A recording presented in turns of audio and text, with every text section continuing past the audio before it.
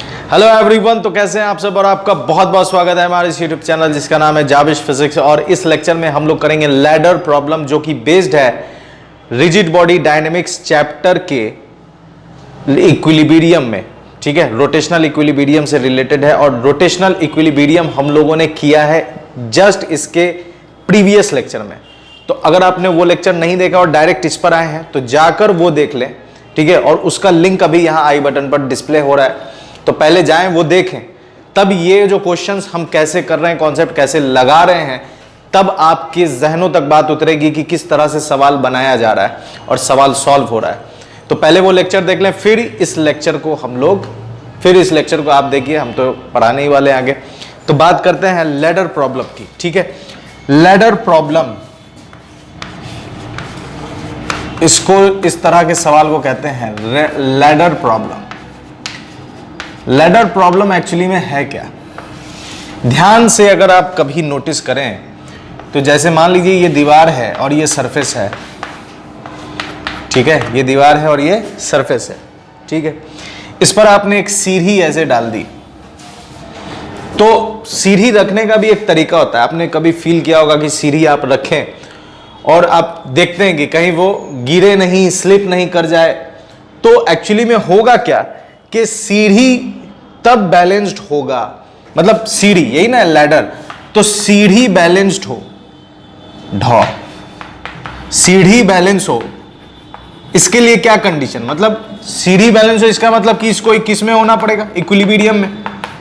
और इक्विलिब्रियम जो है, ठीक है, इक्विलिब्रियम कब होगा, तो कल हम लोगों ने पढ़ा था जब एफ नेट 0 हो एंड टाउ नेट क्या हो, 0 हो। और 0 किसके अबाउट ऑल पॉइंट्स,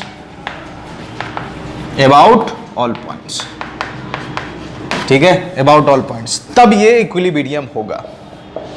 तो सीढ़ी बैलेंस्ड है इस केस में, और जब इस केस में सीढ़ी बैलेंस है तो ये सीढ़ी खिसकेगा ना, गिरेगा, एकदम आराम से रहेगा। तो इसमें हो क्या रहा है उसको थोड़ा समझते हैं और क्वेश्चन कैसे बनाएंगे वो तरीका समझते हैं। ठीक है, तो इस फिगर को वापस यहां ड्रॉ करते हैं। तो अगर आप ध्यान से देखें, ये सीढ़ी, एक नॉर्मल फोर्स इधर लग रहा है N1, एक नॉर्मल फोर्स इधर लग रहा है N1। ठीक है, ये नॉर्मल निकालने का काम हम लोगों ने लॉज ऑफ मोशन में किया था, डायनेमिक्स में, न्यूटन्स लॉज ऑफ मोशन। एक N1 इधर, दूसरा N1 N2 इधर, एक नॉर्मल इधर, एक नॉर्मल इधर, दो नॉर्मल हो गए। सीढ़ी मान लेते हैं इस सरफेस पर म्यू है, मतलब mu not equal to 0, friction है, यहां फ्रिक्शन नहीं है। इस वाले केस में मान लीजिए कि सीढ़ी फ्रिक्शन, इस वाले सरफेस पर फ्रिक्शन नहीं है लेकिन इस वाले सरफेस पर फ्रिक्शन है। तो सीढ़ी किधर स्लाइड होगा, इस तरफ। तो इंटेंशन ऑफ मोशन किधर है, इस तरफ। तो फ्रिक्शन किधर लगेगा, फ्रिक्शन लगेगा इस तरफ, फ्रिक्शन लगेगा इस तरफ। सीढ़ी का, ये जो सीढ़ी है, इस सीढ़ी का मास कितना m, लेंथ कितना है l, लेंथ कितना l, लेंथ l है और मास कितना है सीढ़ी का, तो मास है m। तो इस सीढ़ी पर ग्रेविटेशनल फोर्स भी लगेगा कितना, mg, किधर, नीचे की तरफ, नीचे की तरफ।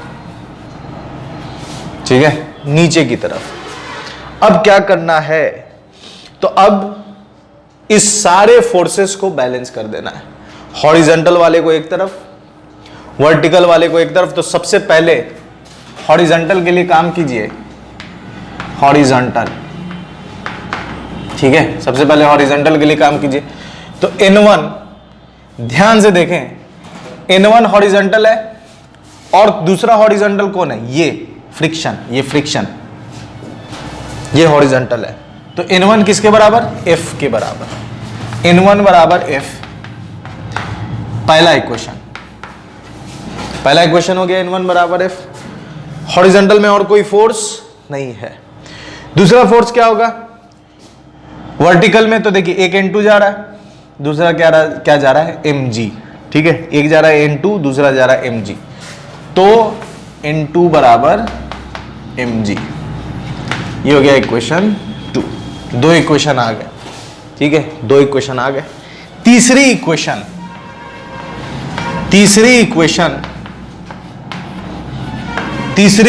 निकालेंगे, तीसरी इक्वेशन निकालेंगे टॉर्क के मदद से, टॉर्क के मदद से। ठीक है, तीसरी इक्वेशन किससे निकालेंगे? दो इक्वेशन हो गया, तीसरी इक्वेशन किससे निकालेंगे? टॉर्क के मदद से।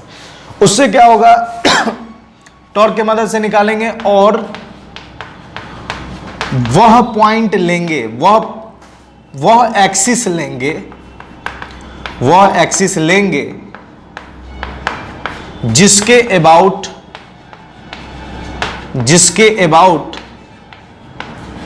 मैक्सिमम फोर्स क्या हो जाए, जिसके बाद मैक्सिमम फोर्स क्या हो जाए? मैक्सिमम फोर्स जीरो हो जाए, मैक्सिमम फोर्स जीरो हो जाए। ये तरीका है सॉल्व करने का। ठीक है, ये तरीका है सॉल्व करने का। अच्छा, इसी फिगर के लिए पहला इक्वेशन ये, दूसरा इक्वेशन ले, तीसरा इक्वेशन के लिए ये कहानी मैंने लिख दी है। तो तीसरा इक्वेशन इस पर लगाते हैं। कौन सा एक्सिस ले जहां पर मैक्सिमम फोर्स क्या हो जाए? जीरो। तो ध्यान से अगर देखें तो इस वाले पॉइंट को अगर हम मान लेते हैं कि इसके अबाउट अगर हम फाइंड करें तो N2 के वजह से जीरो हो जाएगा क्योंकि उसी एक्सिस से पास हो रहा है, फ्रिक्शन की वजह से भी जीरो हो जाएगा क्योंकि उसी एक्सिस से पास हो रहा है। बचा कौन? mg और दूसरा बच गया N1। कौन कौन बच गया? mg और N1। इस दो की वजह से जीरो। तो यहां लिख सकते हैं, इसके आगे की कहानी यहां लिख रहे हैं कि tau torque due to N2 zero, क्योंकि उसी से पास कर रहा है, जहां पर हमने एक्सिस लिया है वहीं पर पास हो रहा है। तो N2 zero, friction torque due to friction ये भी क्या हो जाएगा? जीरो हो जाएगा। बचा कौन? mg। तो mg के लिए निकालते हैं। ठीक है, टॉर्क ड्यू टू mg। तो देखिए इसको यहां बनाते ताकि आपको समझ में आए। ये पॉइंट है, ये यहां mg, ये mg लग रहा है। ठीक है, तो ध्यान से देखिए, ये एंगल थीटा, ये एंगल थीटा, ये पूरी लेंथ कितनी? l, और सेंटर ऑफ मास पर जो फोर्स लगता है वो बीच में होता है, तो ये लेंथ कितना? l/2। आपको ये परपेंडिकुलर दूरी चाहिए ना, सॉरी ये फोर्स यहां लग रहा है, इस फोर्स को आगे बढ़ाइए तो यही फोर्स है mg, और इस फोर्स और यहां से परपेंडिकुलर दूरी कौन है? यही है। तो हमें ये चाहिए, तो बेस निकल जाएगा l/2।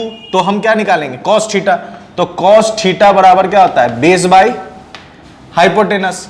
तो बेस कितना हो जाएगा? h कितना? l/2। तो बेस मिल गया हमको l/2 cos थीटा, ये बेस निकल गया। तो mg कितना हो जाएगा? Force into perpendicular distance. तो फोर्स कितना? mg due to mg is force, और परपेंडिकुलर डिस्टेंस हमने कितना निकाला? l/2 cos theta, l/2 cos theta. ये टॉर्क आया किसके वजह से? mg की वजह से। अब टॉर्क निकालना N1 की वजह से, तो N1 वाले के लिए यहां पे ड्रॉ करते हैं। ये पूरा का पूरा L और फोर्स यहां है N1, तो ये एंगल थीटा और परपेंडिकुलर डिस्टेंस ये होगा। तो इसी में हम लोग cos थीटा लगाए तो ये निकला, तो sin थीटा लगाएंगे तो ये निकलेगा। तो sin थीटा क्या होगा? sin थीटा होगा P/h। तो P बराबर आ जाएगा L sin थीटा, यहां डाल दो। तो टॉर्क ड्यू टू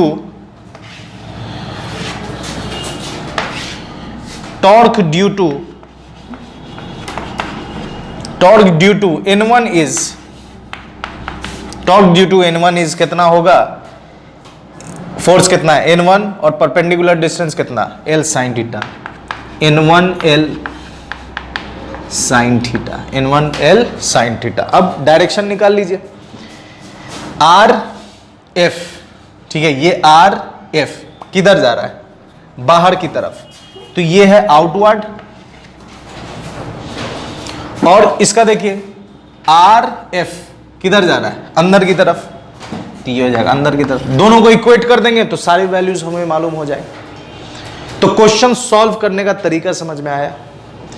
सबसे पहले आपको क्या करना है, हॉरिजॉन्टल फोर्स निकालना है इस पर। सबसे पहले फोर्स कहाँ कहाँ लग रहा है वो निकालना है, हॉरिजॉन्टल को बैलेंस करना है, वर्टिकल को बैलेंस। ये हॉरिजॉन्टल का हो गया, ये वर्टिकल का हो गया, एक हॉरिजॉन्टल एक वर्टिकल, एक वर्टिकल।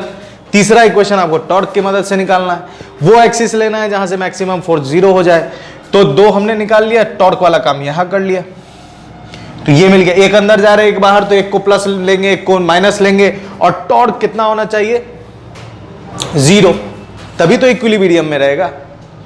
टॉर्क क्या होगा 0, तो सब का सम 0, तो इसको जब आप सॉल्व करोगे तो फाइनल आंसर मिल जाएगा। तो पहले आप इसको नोट करो, तरीका मैंने बता दिया कि किस तरह से सॉल्व होगा, इसको नोट कीजिए। फिर उसके बाद हम लोग वैल्यूज लेकर काम करेंगे सेम टू सेम, और समझेंगे कि किस तरह से काम हुआ है। ठीक है, तो पहले इसको नोट मिटा भी दिया है। ओ माय गॉड, अइला जादू, सर का लुक चेंज। जी हाँ, करना पड़ता है कभी कभी, और कभी कभी करना पड़ जाता है, क्योंकि बाल बहुत बड़े थे और कुछ चीजें करने पड़ती हैं और कुछ चीजें नहीं करनी पड़ती, और कुछ चीजें कर करके। खैर छोड़िए, आगे बढ़ते हैं। और हम लोग क्वेश्चन करने वाले थे ना, क्वेश्चंस, QESTN क्वेश्चंस पढ़ रहे हैं, रिजिड बॉडी डायनेमिक्स। ओहो हो, इसी लेक्चर में आगे है ना यार, ये सब मत लिखो, टाइम वेस्ट हो रहा है, प्लीज मत लिखिए। रिजिड बॉडी डायनेमिक्स, चलिए बहुत अच्छी बात। Rigid body dynamics question 1 example 1 concept हम लोगों ने समझ लिया है। ये मान लेते हैं एक दीवार है, ठीक है, और यहां एक सीढ़ी रखी हुई है, ठीक है, सीढ़ी रखी हुई है, एंगल बन रहा है कितना 53 डिग्री बन रहा है। सीढ़ी का लेंथ मान लेते हैं 10 मीटर, ठीक है, सीढ़ी का लेंथ कितना है 10 मीटर, और मास सीढ़ी का कितना है 20 किलो, मास सीढ़ी का कितना है 20 किलो। आपको निकालना है फाइंड N1 एंड, ठीक है, find N1 and friction, find N1 and friction. चलिए पॉज कीजिए और बनाइए। फाइंड N1 यहां है, मैं ये बता दूं, N1 ये, ठीक है, ये N2 और फ्रिक्शन इधर, फ्रिक्शन इधर। चलिए फाइंड कीजिए, कर लिया होगा तो मिला लो।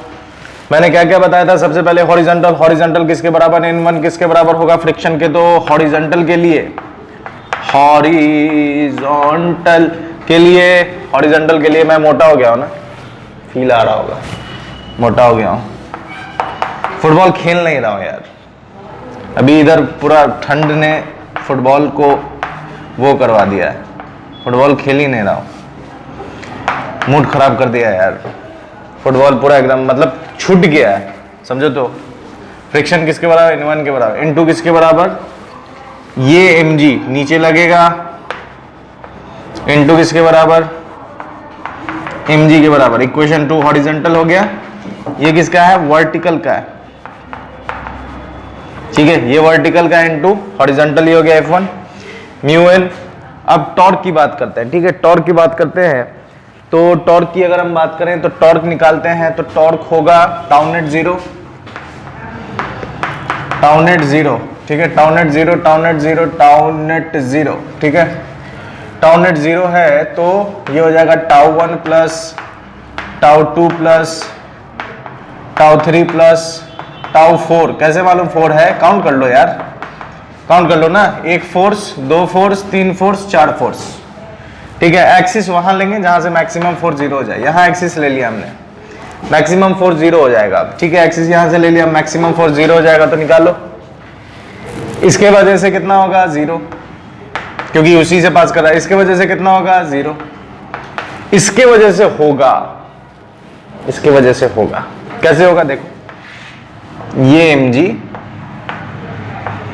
पॉइंट ऑफ मतलब यहां है एक्सिस, तो फोर्स ये है, तो इसको थोड़ा और एक्सपेंड करें और परपेंडिकुलर डिस्टेंस, इस mg को थोड़ा साइड में लिख देते हैं, mg, इसको थोड़ा और एक्सपेंड करते हैं, तो परपेंडिकुलर डिस्टेंस ध्यान से देखो तो यही है, ये चूंकि 10 है तो आधा कितना हो जाएगा 5, आधा हो गया 5, और एंगल कितना है 53, तो ट्रायंगल आपके ध्यान में है 53, 5 3 37 4 53 कितना लेंगे, परपेंडिकुलर डिस्टेंस ये होगा ना, बेस है, तो cos 53 बराबर बेस बाय हाइपोटेनस। cos 53 बराबर क्या हो जाएगा, बेस बाय हाइपोटेनस, तो 53 हो जाता है, cos बेस 53 हो जाएगा, बेस हो जाएगा इसके लिए 3/5, ठीक है, इसके लिए हो जाएगा 3/5 इज इक्वल टू बी, और h कितना है 5, कट गया, बेस कितना आ गया 3, तो ये आ गया 3,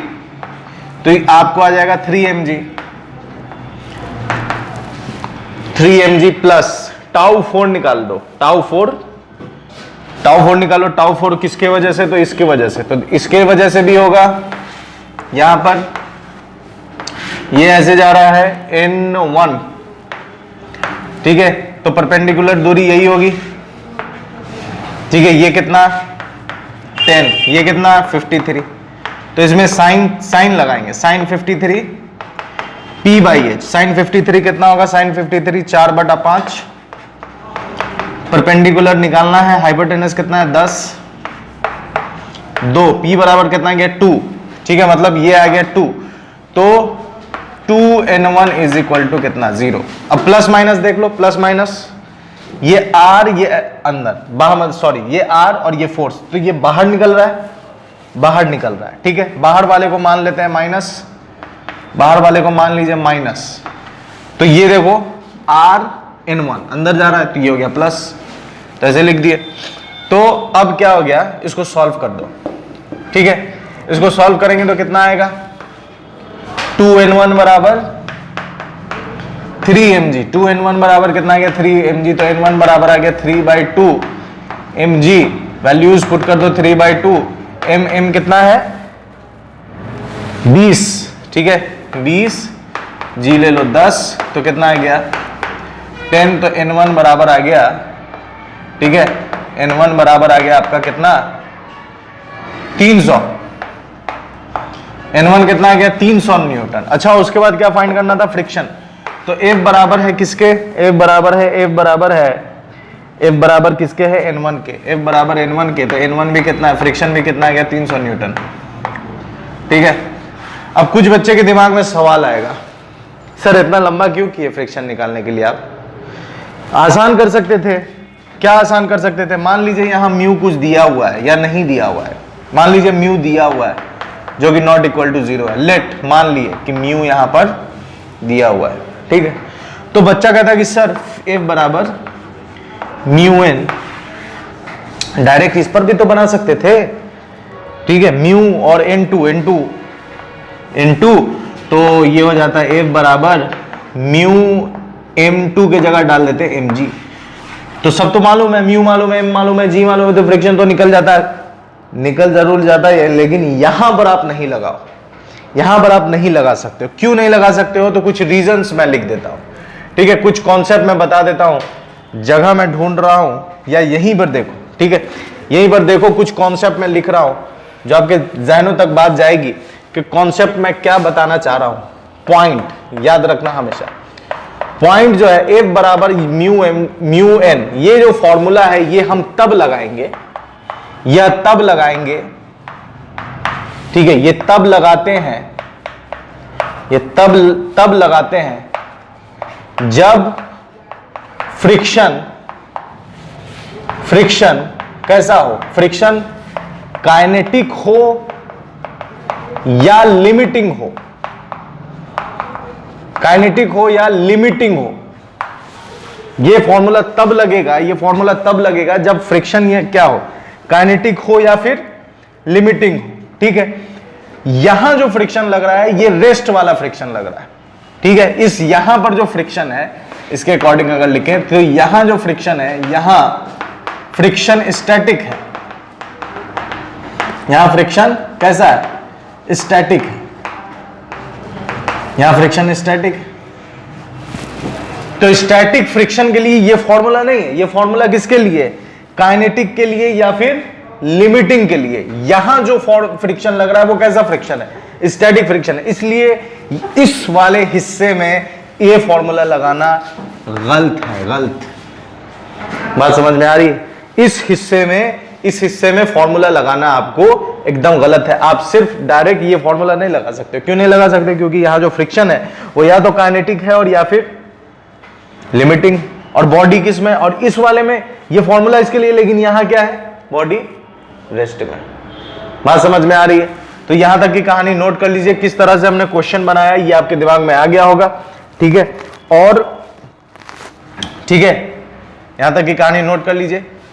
हाँ, एक पॉइंट और समझना है आपको, एक पॉइंट और इसी से मैं बता दूं कि यहां जो फ्रिक्शन लग रहा है वो क्या स्टैटिक है, और ये फ्रिक्शन छोटा होगा किससे, काइनेटिक या लिमिटिंग से। ये जो फ्रिक्शन यहां लग रहा है स्टैटिक फ्रिक्शन, वो स्टैटिक फ्रिक्शन काइनेटिक से छोटा या फिर क्या होगा, काइनेटिक से छोटा या फिर लिमिटिंग से छोटा होगा, लेकिन उससे बड़ा नहीं हो सकता है। और अगर म्यू दिया भी रहता, ठीक है, म्यू अगर दिया भी रहता तो भी हम ये फॉर्मूला नहीं लगाते, क्योंकि ये फॉर्मूला है काइनेटिक फ्रिक्शन है। और ये मतलब ये फॉर्मूला कब लगाएंगे, यहां तक की कहानी क्लियर है? हाँ, एक चीज समझ लीजिए, ये भी मैंने बता दिया। एक चीज ये समझना है आपको यहां पर कि ये फॉर्मूला लगेगा तो कब लगेगा, अगर क्वेश्चन कहे, ठीक है, याद रखिए, अगर क्वेश्चन कहे कि just about to slip, just about to slip, अगर ऐसा कहता है, ये तो सोने वाला स्लिप हो गया, अगर ऐसा कहे कि जस्ट अबाउट टू स्लिप, ठीक है, कॉन्सेप्ट समझना है आपको, फिजिक्स का कॉन्सेप्ट समझना है। जब क्वेश्चन कहे जस्ट अबाउट टू स्लिप तो ये लगाएंगे, और अगर नहीं कह रहा है, कहीं पर कुछ ऐसा जिक्र नहीं है, तो बिल्कुल भी मत लगाओ, जैसा मैंने बनाया वैसा बनाओ। तो चलिए एक क्वेश्चन देख लेते हैं कि जस्ट अबाउट टू स्लिप अगर कहता है या नहीं कह रहा है, या कहना चाह रहा है, या छुपे शब्दों में कह रहा है, तो किस तरह से होगा। ठीक है, तो यहां तक की कहानी क्लियर है। इरेज करके अगला क्वेश्चन हम लोग करेंगे। अगला question, question number 2, man is, if the mass of man is, if the mass of man is, if the मान of man is 60 kg, 60 kg, और यहां म्यू दिया हुआ है, म्यू की वैल्यू है 0.6, म्यू की वैल्यू कितनी है 0.6। तो क्वेश्चन करिए, ठीक है, क्वेश्चन कीजिए, सॉरी क्वेश्चन कीजिए, आप लोग बनाइए इसको, किस तरह से बनाया जाएगा, पॉज कीजिए और बनाइए, और फिर मिलाइए कि आपके आंसर और मेरे आंसर में क्या फर्क है। चलिए अब करते हैं आगे सॉल्यूशन। कहानी वही है, कहानी वही है। सबसे पहले फिगर बनाओ, सबसे पहले फिगर बनाओ। कुछ ज्यादा लंबा बना दिया क्या, कोई बात नहीं, सही है।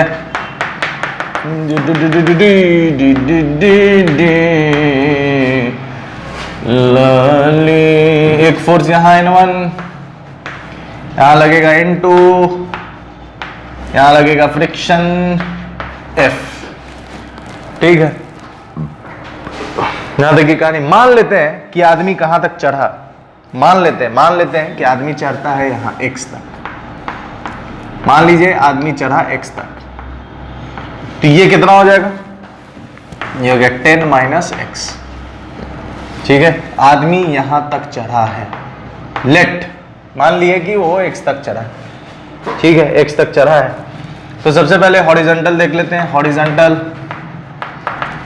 हॉरिजॉन्टल, हॉरिजॉन्टल, हॉरिजॉन्टल देखिए, N1 किसके बराबर, F के बराबर, ठीक है, N1 किसके बराबर, F के बराबर। अच्छा, N1 F के बराबर है, N1 किसके बराबर है, F के बराबर है, ठीक है। उसके बाद N1 F के बराबर है, और वर्टिकल में, हाँ वर्टिकल में एक तो इसका मास, ये मान लीजिए यहां पहुंचा, तो एक तो इसका कैपिटल M, इसको मान लेते हैं कैपिटल M जी, और चूंकि इसका लेंथ सेंटर होगा, ठीक है, सीढ़ी का सेंटर, वहां से एक लगेगा स्मॉल m जी, ठीक है। कैपिटल M मास के लिए याद रखिए, कैपिटल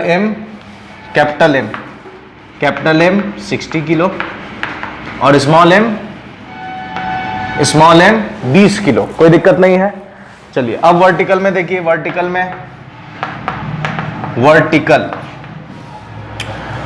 में आ जाएगा mg plus mg is equal to n2, ठीक है, वर्टिकल भी हो गया। अब क्या करेंगे, तो एक काम कर लेते हैं, ठीक है। काम क्या करेंगे, देखिए काम क्या कर सकते हैं, तो काम करने के लिए हम एक काम कर सकते हैं, टाउ निकालते हैं, ठीक है।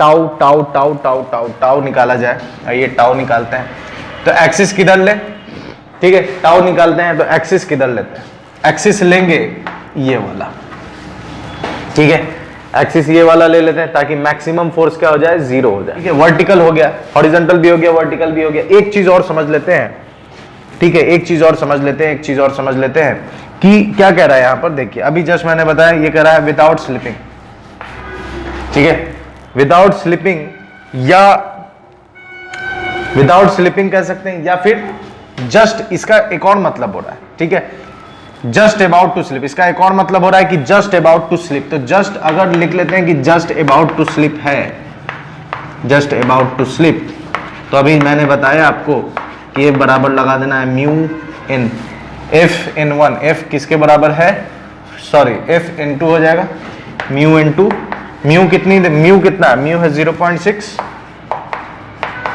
n2 कितना है, n2, ठीक है, n2 कितना है, n2 ये है, तो n2 हो जाएगा capital M plus small m into g, ठीक है। तो 0.6 इंटू दोनों जोड़ दो, 20 और 60 कितना हो गया, 80, 80 गुने 10, तो इससे ये डिचिक कितना आ गया, 8 6 48, कितना आ गया, 480 न्यूटन, मतलब कि F N1। तो हमें फाइनली क्या मिला, N1 बराबर F बराबर कितना हो गया, 480 न्यूटन, 480 न्यूटन, ये हमने निकाल लिया, ठीक है।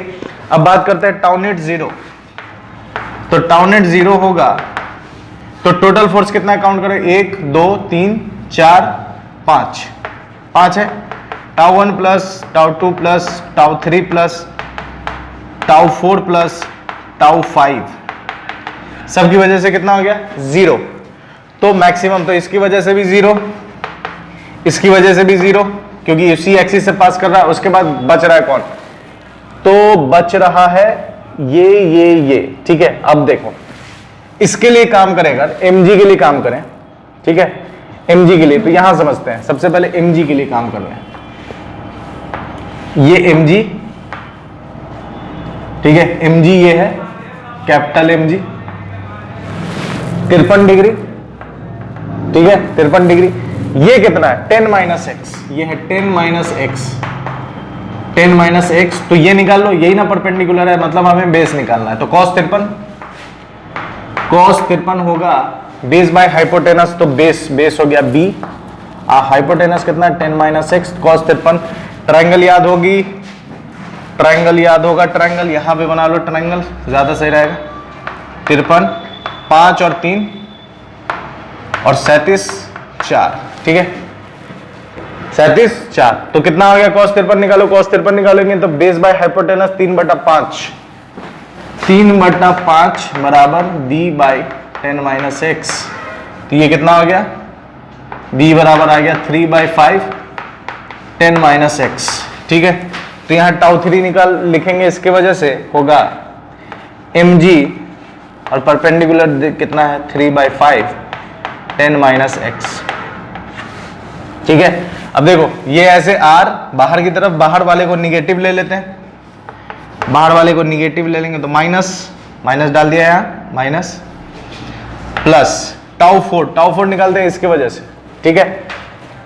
इसके वजह से अगर निकाले तो ये ठीक सेंटर में होगा, mg जो होगा ये ठीक सेंटर में होगा, तो सेम कहानी है, ठीक है, सेम कहानी है, तो सेम कहानी है। तो बेस कितना हो जाएगा, बेस बाई 10 माइनस एक्स की जगह डालेंगे 5, बेस बाई ये डालेंगे 5, देख लो यार, कहीं कहो कि सर ठीक से बताओ, ये 5 है, ये परपेंडिकुलर डिस्टेंस एंगल वही है, तो कितना होगा, b बराबर cos 53 हो जाएगा कितना, 3/5 इंटू, और इधर हाइपोटेनस कितना होगा, 5 से 5, तो b कितना आ गया 3, ये आ गया 3 स्मॉल mg, ठीक है, ये कैपिटल mg प्लस टाउ 5 ये, इसके लिए क्या होगा, टाउ 5 के लिए परपेंडिकुलर डिस्टेंस ये होगा ये, तो sin 53 निकालेंगे, sin 53 p by h, sin 53 निकालेंगे, sin 53 परपेंडिकुलर बाई हाइपोटेनस, तो p हाइपोटेनस कितना है 10, परपेंडिकुलर कितना है, परपेंडिकुलर फाइंड करना है ना, साइन 53 क्या होता है, सॉरी साइन 53 कितना होगा, यहां से ट्रायंगल से निकालो, sine 53 perpendicular 4 by hypotenuse 4 by 5, यहां परपेंडिकुलर फाइंड करना है, हाइपोटेनस कितना है 10, तो कितना आ गया, P आ गया 8, ठीक है, तो ये आ गया 8 mg, 8n1, ठीक है, 8n1 इज इक्वल टू 0, ये हाइट आ गया और फोर्स कितना है n1। अब डायरेक्शन इसका भी देख लीजिए, ये अंदर की तरफ जो हमने प्लस लिया है, तो अंदर वाला प्लस ये भी निगेटिव होगा, ये 3 mg भी निगेटिव होगा, तो इसमें भी डाल दो माइनस, बाहर वाले को हम निगेटिव ले रहे हैं और अंदर वाले को पॉजिटिव ले रहे हैं, इसलिए ये दोनों निगेटिव हो गया और वो पॉजिटिव हो गया, ठीक है। अब जो है इसको सॉल्व करना है, बस जो है इसको सॉल्व कर दीजिए, आंसर आपके हाथ में, ठीक है। ये मिटाओ और इसका कैलकुलेशन यहां करो, ठीक है। इसका कैलकुलेशन ऊपर कर रहे हैं mg, ठीक है, वैल्यूज पुट कर देते, 0 को मारो गोली, यहां से m, कैपिटल M कितना है, कैपिटल M है 60, g 10 डालो 10, ठीक है, 3/5, ठीक है, 3/5 इंटू 3/5, 10 माइनस एक्स, ठीक है, 10 minus x plus sorry -3, small m डालो 20, g डालो 10 और उधर भेज दो तो कितना हो जाएगा, -8 n1 हमने फाइंड किया ना, n1 फाइंड किया कितना, 480 -8 इंटू 480, ठीक है, 480, ठीक है, 480। अब इसको सॉल्व कर दो, बस कितना आ गया, 5 से ये गया 2 बार में, ठीक है, ये भी माइनस है, ये भी माइनस है, तो माइनस माइनस सब प्लस आ जाएगा, तो कितना आ गया, ये 6 3 दूनी 6, 6 जगह 36, तो 3600 माइनस कॉमन लेके काट दें, माइनस कॉमन लेके काट दें तो आ गया 3600 और 3 दूनी 6 3600 आ गया माइनस, ये आ गया कितना 360x, 360x, ठीक है, ये आ गया प्लस, ये कितना आ जाएगा प्लस 3 दूनी 6, 600 is equal to minus minus, अब प्लस में हो गया, ये कितना आ गया 848, मल्टीप्लाई नहीं करते हैं क्योंकि काटेंगे बाद में, कितना आ गया ये 3600 और 600 कितना हो गया -360x, ये हो गया 4200, ठीक है, 3600 और ये हो गया 4200, अब मल्टीप्लाई करना पड़ेगा, 0 80 80 64 के 4 हाथ में रहा 6, 8 चौका 32 और 6 38 माइनस कितना आ गया ये 4200, ठीक है, उधर जाएगा तो ये हो गया, तो कितना आया -360x इज इक्वल टू 0 से 0, 4 से 10 से 4 गया तो 6, उसके बाद 11 से 8 गया तो कितना आया 3, कितना आ गया ये x बराबर आ गया, x बराबर आ गया 1 मीटर, x बराबर आ गया कितना 1 मीटर, तो यहां से 1 मीटर, तो यहां से कितना 9 मीटर, मतलब 1 metre from top, 1 metre from top and 9 metre from bottom, ठीक है। नीचे से अगर लेंगे आंसर, इधर से चढ़ेंगे तो 9, इधर से चढ़ेंगे तो 1 मीटर, ठीक है, मतलब कि इधर से चढ़ेगा तो कितने मीटर वो चढ़ सकता है, 9 मीटर तक वो चढ़ सकता है, 1 मीटर तक नहीं चढ़ेगा। तो आपने देख लिया कि जस्ट विदाउट स्लिपिंग या जस्ट अबाउट टू स्लिप, मतलब इसका यही है, ठीक है, जस्ट अबाउट टू स्लिप, तो ये कितना आएगा, किस तरह से हमने इसका काम किया, तो इसको भी नोट कर लीजिए फटाक से, इसको भी नोट कर लीजिए, तरीका आपको समझ में आ गया होगा कि किस तरह से हम काम कर रहे हैं, ठीक है, यहां तक की कहानी क्लियर है। अब देखिए इसमें एक चीज और आप समझ सकते हैं कि ये जो mg हमने लिया है, ये रॉड है, ये कितना है, यहां से 5 मीटर, कुछ डाउट हो सकता है बच्चों के दिमाग में कि ये 5 मीटर है, याद रखिए ये 5 मीटर, ये तो ये एक्चुअली में क्या है, ये एक्चुअली में सेंटर ऑफ मास है, ठीक है, सेंटर ऑफ मास, क्योंकि रॉड है, यूनिफॉर्म रॉड है, यूनिफॉर्म लैडर है, ठीक है, यूनिफॉर्म लैडर है, तो ये इसका सेंटर ऑफ मास है, तो जो स्मॉल mg है वो एक्चुअली में सेंटर ऑफ मास के अबाउट हमने फाइंड किया हुआ है, ठीक है। तो एक चीज और कि F बराबर जो हमने ये फॉर्मूला लगाया है, ये कब, अगर मान लेते हैं कि ये 9 से नीचे रहता, 9 से नीचे, तब तो फर्स्ट क्लास चढ़ सकता था, उसमें स्टैटिक था, तो उस केस में अगर कहता कि नहीं ये इतना ही चढ़ेगा, ठीक है, मतलब उससे आधा ही चढ़ेगा, तब आप ये नहीं लगाओगे, क्योंकि उस केस में वो नीचे है तो फर्स्ट क्लास उसको फ्रिक्शन मिल रहा है, स्टैटिक फ्रिक्शन मिल रहा है, उस केस में वो स्लिप नहीं करेगा। लेकिन अगर वो अपने मैक्सिमम तक जा रहा है तो सवाल में साफ लिख देगा विदाउट स्लिपिंग या जस्ट अबाउट टू स्लिप, साफ लिख देगा। तब आपको ये कॉन्सेप्ट यूज करना है, ठीक है।